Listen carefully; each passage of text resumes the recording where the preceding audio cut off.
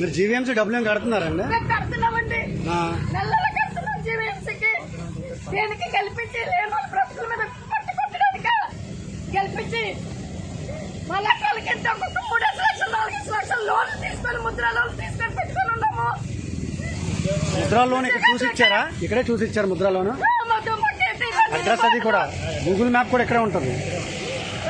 దీనికి ఇవన్నీ మాకు వాళ్ళందరూ పవన్ కళ్యాణ్ రోజుకి రాత్రి వెళ్తాడు, తెల్లవారు వస్తాడు. విమానంలోని ఎంత ఖర్చు అవుతుంది? జనాలు డబ్బు తిని కొన్ని రాజకీయ నాయకులు సిగ్గులేదు. చంద్రబాబు నాయుడుకి ఎవరైనా ముందు చెప్పారండి? వచ్చి ముందేమని చెప్పారు? వచ్చి ముందు నోటీసులు కానీ ఇవ్వడం కానీ అమ్మ తీసేయమని ఒక్కరు దేనికి ఎందుకు తెస్తున్నారు అన్నంటే మాకు తెలియదమ్మా. పైన ఆర్డర్స్ అంటున్నారు.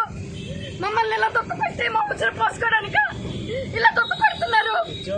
ఉద్యోగాలు లేక మా పిల్లడు చదువు సర్టిఫికెట్ కూడా ఉండదు వాడికి కొంచెం వాడి కోసం పెట్టాము మేము.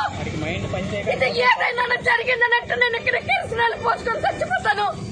ఇప్పుడే చెప్తున్నాను, ఏ పవన్ కళ్యాణ్ అయినా ఏ చంద్రబాబు నాయుడు అయినా ఎవరైనా దిగి రావాల్సిందే. ఎవడు కనుక ఇక్కడ కనుక ముట్టాడనంటే కిరసనాలు పోసుకొని చచ్చిపోతాను. నేను కిరసనాలు పోసుకొని చచ్చిపోతాను. అదే పవన్ కళ్యాణ్కి తెలియాలి, చంద్రబాబు నాయుడుకి తెలియాలి, లోకేష్ కి తెలియాలి, ప్రతి ఒక్కరికి తెలియాలి.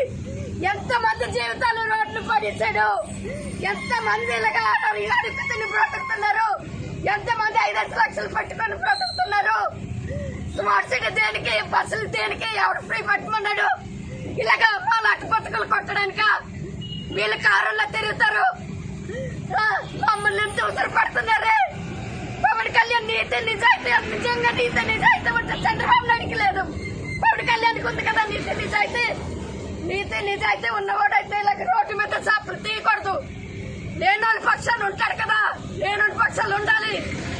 ఒక ఆడది రండి చెప్పరవి, ఒక ఆడది కిరసనాలు పోసుకొని చచ్చిందేనంటే అది ఎంత కేసు అవుతుందో వాళ్ళకి తెలుసు.